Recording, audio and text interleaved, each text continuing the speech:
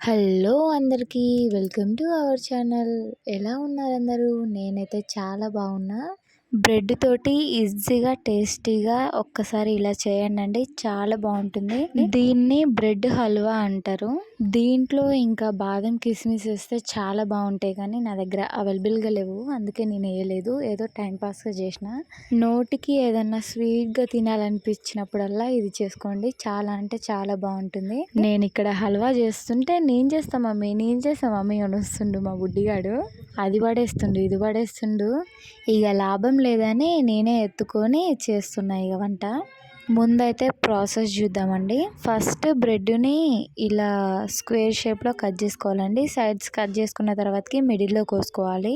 మిడిల్లో కట్ చేసుకొని పక్కన పెట్టుకోవాలి. ఇప్పుడు స్టవ్ మీద కడాయి పెట్టి కడాయిలో ఆయిల్ పోసి ఆయిల్ బాగా హీట్ అయిన తర్వాతకి బ్రెడ్స్ వేసేయాలి. కట్ చేసుకున్న బ్రెడ్స్ వేసిన తర్వాతకి ఎమ్మటే తిప్పాలండి. 1 మినిట్ లేట్ అయినా మొత్తం ఆడిపోతాయి. ఎమ్మటే తిప్పాలి. ఇగో ఇలా రెడ్ కలర్లో అయిన తర్వాతకి మొత్తం తీసి పక్కన పెట్టుకోవాలి. అన్నీ ఇలా చేసుకున్న తర్వాతకి పక్కన పెట్టుకోవాలండి. అన్నీ వేయించుకున్న తర్వాతకి అదే కడాయిలో డ్రై ఫ్రూట్స్ కూడా వేయించుకొని పక్కన పెట్టుకోవాలి. ఇప్పుడు ఆయిల్ వేరే బౌన్లోకి తీసుకొని అదే కడాయిలో చక్కెర వేసుకొని 1 కప్పు మంచిగా వాటర్ పోసుకొని కరగనివ్వాలండి. దీనికి పాకమేం అవసరం లేదు, మసిలితే చాలు. జిగురు ఇట్లా పట్టుకోగానే జిగురు తలిగితే చాలు. మా బుడ్డోడు ఆకలికి ఏడుస్తుండని ఫీడింగ్ ఇస్తుంటే మా హస్బెండ్ వేస్తుండు. ఇక ఆయన వేసేసరికి తెల్లారుతుందని ఇక నేనే తీసుకొని నేనే వేసేసిన. ఇలా అన్నీ ఒక్కొక్కటిగా వేసుకున్న తర్వాతకి గంటెతోటి ఒకసారి మంచిగా మొత్తం కలుపుతూనే ఉండాలి. మెత్తగా అయిపోతాయి అన్నమాట బ్రెడ్స్. ఇలా మొత్తం గంటెతోటి మంచిగా ప్రెస్ చేసుకుంటూ అనాలండి.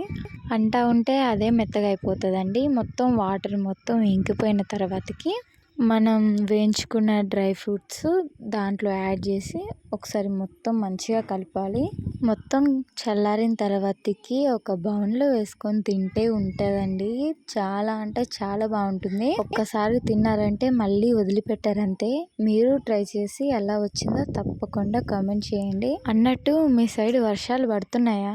మా సైడ్ వేస్తే బీభత్సంగా కొడుతున్నది వర్షం అయితే. ఇంటి నిండా దోమలే. అసలు మా బుడ్డోనికి అయితే ఎట్లా కుట్టినాయో పాపం, వాడు ఎట్లా తట్టుకుంటుండో కానీ ఎంతైనా మా బుడ్డోనికి ఓపిక ఎక్కువ అండి.